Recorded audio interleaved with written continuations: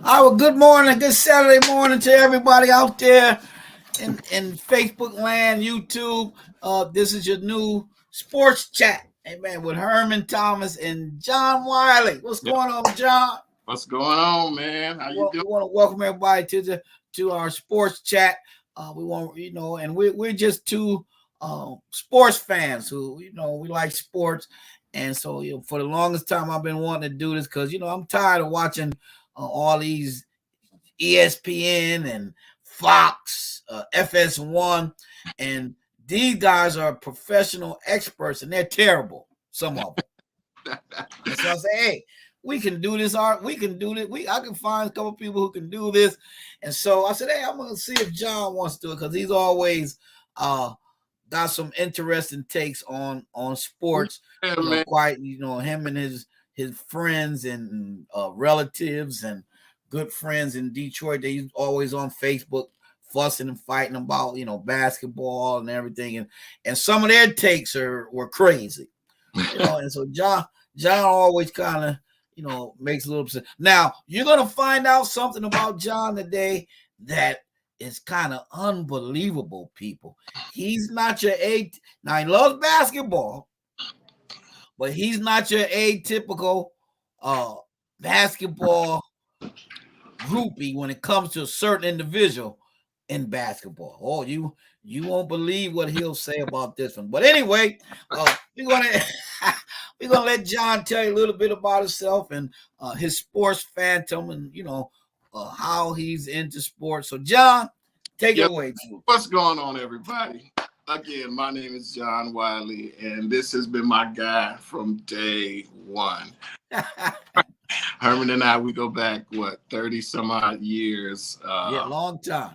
We've always had some great sports discussions. I am hailed from the great city of Detroit, Michigan. Grew up I don't know if you can see anything about me that would indicate what type of team I am in favor of. But this is one of the greatest programs in the history of sports, collegiate or otherwise. But I have affinity for all sports. Obviously, I'm a huge football fan, particularly college. I love the NFL. Don't get me wrong, NFL is nice, but there's nothing like that Saturday morning, smelling that fall crisp air and watching my Wolverines pound team after team after team in the Big Ten and pound that team in East Lansing. Yeah, you know the one I'm talking about.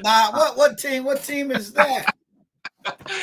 Yeah, we pound that team down in Columbus, Ohio. Everybody know who we talking about. Yeah, so I love Michigan sports. I love basketball. I wouldn't say that I am a super duper rabid basketball fan as much as I am a football fan. But of course, I love a good game of hoops. Baseball, we can talk baseball. Hockey, well, we'll see. Oh, God, look at him with his Yankee hat on, Lord. That's right. Mercy. But I will say the Yankees have been probably the model franchise in not just baseball, but sports in general. What do you guys have, like 25? 27. 27 World Series champs. That's ridiculous. 27. So I'm just a regular guy. I love sports. I love talking about sports. Anybody that has ever interacted with me on Facebook or any social platform, my passion for sports. And so I'm just here to kick it, man. Have a good time. All right, well, and we're glad to have you, and we're so excited about this. I see I've got Sandra's on live with Larita. I think Larita, her computer stays on the Soul Sister network. She's on every Soul Sister show. Larita's the first one that pops in majority of the time. So glad to have her, and she's a good sports fan too. Matter of fact. Larita is a Laker fan. Yeah, there you go. All right. And so I see her on there.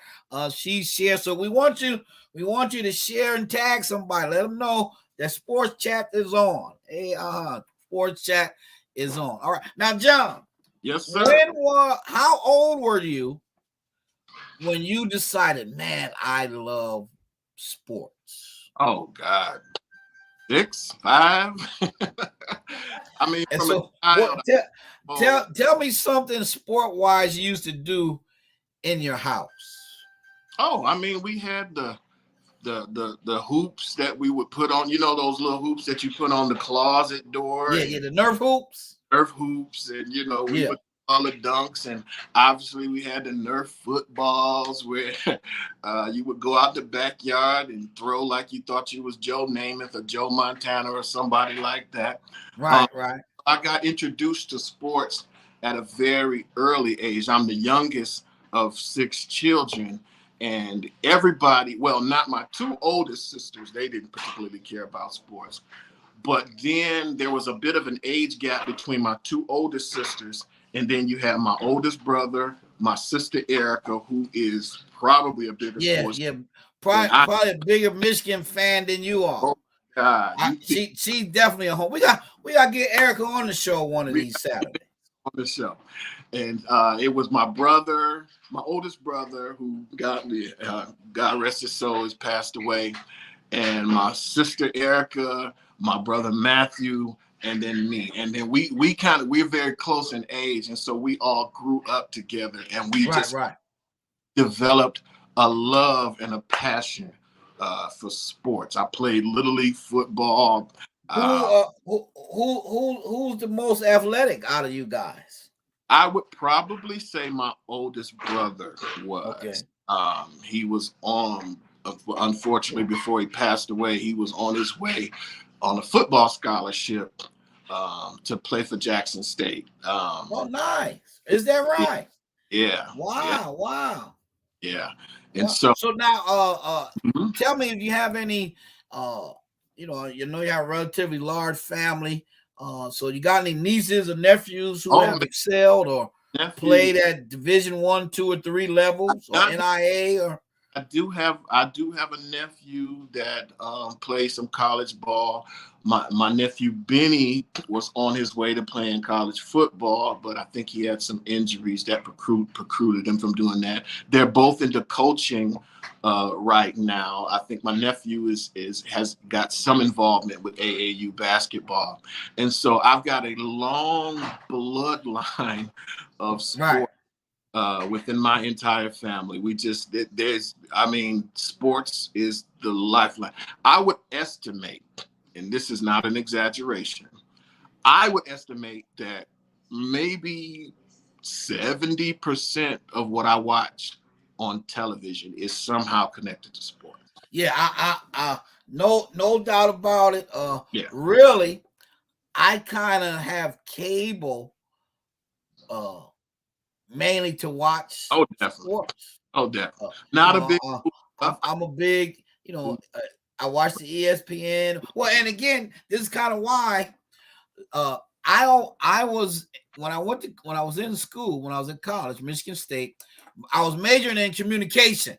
With the hopes of going maybe sports journalism or even doing production. Right. That's always been, been a dream of mine, play by play, not so much news broadcasting, but that's always been a dream of mine, to be around sports and journalism in some if I would have known that sports would take off in 1984 and 85, if I'd have known then that it would take off to what it is now, all the mediums and stuff that you have now, oh my gosh, I would have definitely would have, maybe the pressure these stuck it out. Obviously, when you're talking about the 80s, there was not nearly as large of a media presence. Correct.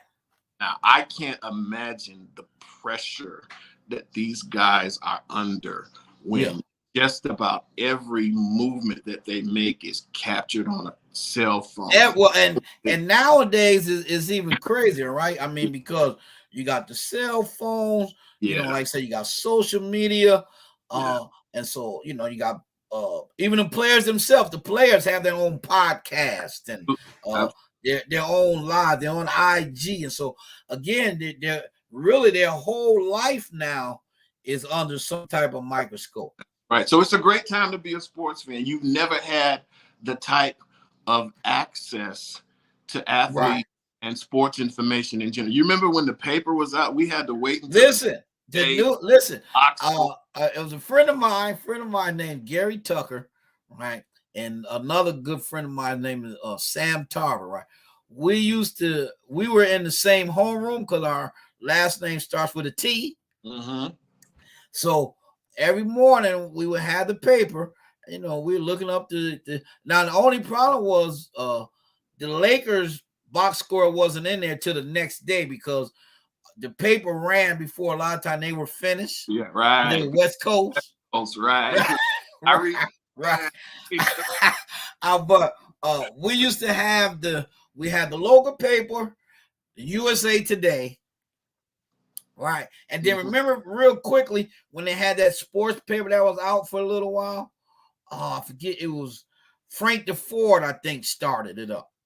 I can't remember. I mean, And so we used to be, in the homeroom checking all the scores, and plus locally they would put like the high school games in there and the box scores, like, so we would check the box score to see, say, hey Sam, how many points you say you had last night?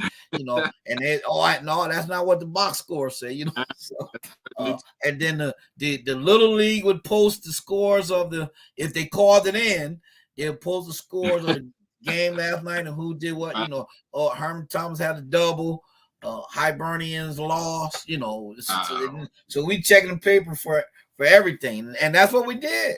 Now everything is boom, instant. Everything's right at your fingertips, right? Different.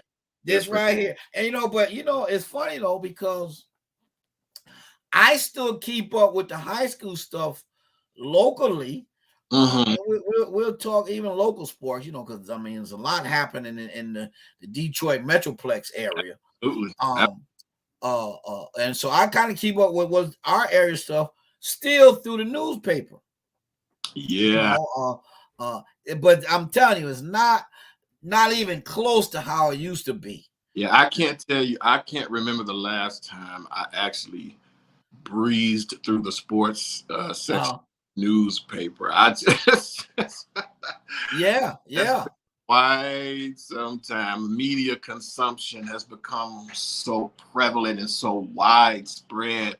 I haven't read a newspaper in God knows when. Well, it's funny because I still deliver newspapers in the morning, and so I always have one or two extra. And so the days it gets in the car when I'm taking her to school, John should get in the car. She go, oh, what's on the headlines today? So she figured out, and actually she's kind of reading. He has no clue what it was really, really like back in the day. So that's great. So she pretty it's funny to see that her what's the headlines, okay, and so it's a good thing to it's still in existence. I always thought they'd been folded up by now, but there's still some older, and most of the subscribers are older. Yeah. And so that's what they're used to. I guess. I think really kind of after the age of 50. Cause I go both ways too. I can still do paper or this, so one way. And the thing is that one thing I will say about it is that they didn't stay behind and say, no, we're just gonna do because they're digital as well. Mm-hmm. They're trying to get money any way they can, digitally, paper, whatever. If people gonna subscribe, we'll take it. Yeah. You got to move. Look, today is April 1st, and it's Final Four today. How was your bracket this year? Listen, man, when Purdue lost. That's right. I didn't have Purdue going that far. I knew I was not and this is not because I went to Michigan State in no shape or form, but I wasn't impressed with Purdue team. Their guards weren't any good. Yeah, yeah. They had a what we thought was a great center. Big man. He was in there. But just I think the Big Ten as a whole. I mean, I'll be honest with you. Just by virtue of the fact I'm looking at this Final Four. Right. I'm and and I want to, and I've been meaning. I wanted to ask you and those that are watching. What do you think of this Final Four? Because for years we've wanted parity. We've always heard Right. that parity. We tired of the same old. You have your legacy programs, your Duke, your North Carolina, Correct. Correct. Kansas. I would call Michigan State a legacy. Yeah. Nowadays, yeah. Yeah, I mean, definitely now. They've been a staple in the Final Four for the last. Yeah, I mean, been in the tournament 25 years in a row. UCLA, those types of legacy. Well, here's my thing is, I like it only because here's the thing: the teams that make it to the Final Four because of the setup of the tournament, I think they deserve to be there. Oh right? no, because the fact of the matter, the whole tournament is one and done. Absolutely. Right? And so you can no longer, though they have the seeds don't really mean nothing nowadays. Not at all. Right? Not for the men, not a number one seed is left. Not a one, not a two, not a three. Right. So that shows itself. So basically, it's they say in the NFL any given Sunday, which happens every now and then. With the reduction of scholarships as well, you're getting better players that are being pushed to some of these smaller programs. Well, and what's really going to change it forever is the transfer portal. Yeah. Because before, the kids that wherever they went to, they stayed unless, they really got upset or whatever. But now it's like free agency. You don't like it's literally carbon copy of free agency in sports where I decide I'm not getting enough playing time at this program, or I just want to move on. And then too with the NIL. Yeah. Well, because you look at North Carolina, right? So Caleb Love, right? Mm-hmm. Now, any other time in the past, he just had finished his junior year. He's going pro. Right? Yeah. But no, he gets into the transport portal, right? Because he still got eligibility. You can play automatically. Because remember before when you transferred, you had to sit out a year. Right. You had to sit a year out. Right. And that's no longer the case. So you're still making money, right? But what you want to do, you want to, if you transfer though, you should consider, am I going somewhere that's going to help my skills get better? Yeah. I think that plays a major part in why people are transferring. But I just found out, and this was just we just got the breaking news that Hunter Dickerson, he's entering the transfer portal. I think what a lot of athletes are doing, particularly those ones that aren't the can't miss athletes. Obviously, if you got a guy that's going in the top 5, boom, get out of here, go. Right. It would probably be more advantageous for a Hunter Dickerson to stay in college and get paid because he'll probably pay more in college than he will be in the pros and he's guaranteed to play. He'll be on the floor. And so now what you really have, what the NIL has done, in my opinion, and I don't know how I feel about it. I haven't really made up my mind how I feel about the advent of the NIL, but it's basically made a bunch of pro athletes masquerading as college students, because we already know there were programs that were paying guys under the table. Well, yeah, and so that's my thing is how is it being run, the NIL? You know what I'm saying? Mm-hmm. Because it's like all of a sudden there's a free for all for commercials, and so here's my thing. And I know nobody has said it, but I'll say it here on Sports Chat.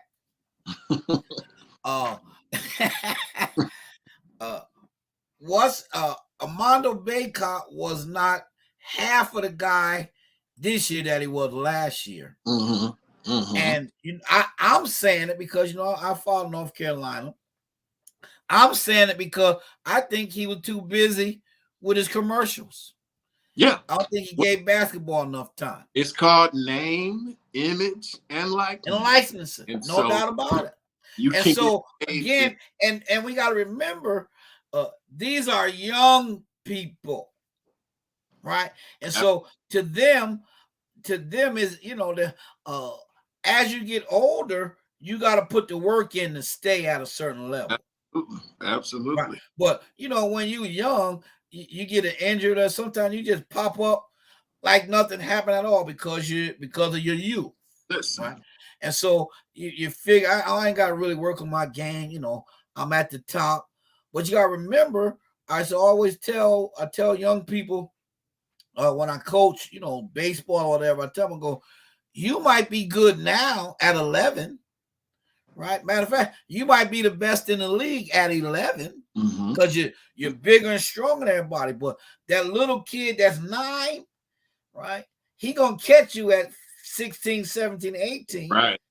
And may surpass you, right? And so to stay at your level or get better, you got to put the work in. Well, I think a lot of times you'll have athletes who are uber talented and they'll rely specifically on their talent and they won't bring the work ethic with it, right? Because sometimes being super talented can be your Achilles heel. Yeah, it can be a detriment for sure. I have to work as everybody as hard and I think that's the mindset that they people take. Absolutely. And and coaching has a lot to do with it too, because again, if you're at the cream of the crop, I'll never forget years ago, Sam Perkins went to Shaker High School, right? And they were smacking everybody in our section, because they had Sam Perkins. He was, nobody could stop him. Right. But CBA, Christian Brother Academy, they didn't have, I think the tallest person they had might have been 6'5". Okay. But in the Section 2 tournament, they went to boxing 1. Oh.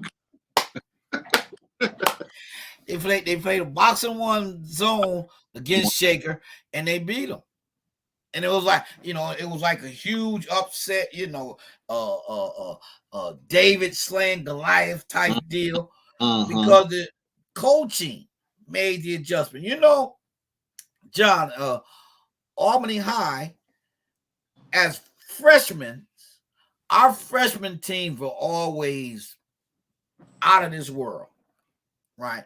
Undefeated, blowing everybody out, because at freshmen, we were winning on talent. Right? JV, and kind of the same. But when you start getting to that varsity level, right? Some of the guys that we had, freshmen, not on varsity because they may not even be in school no more, in all honesty. Yeah.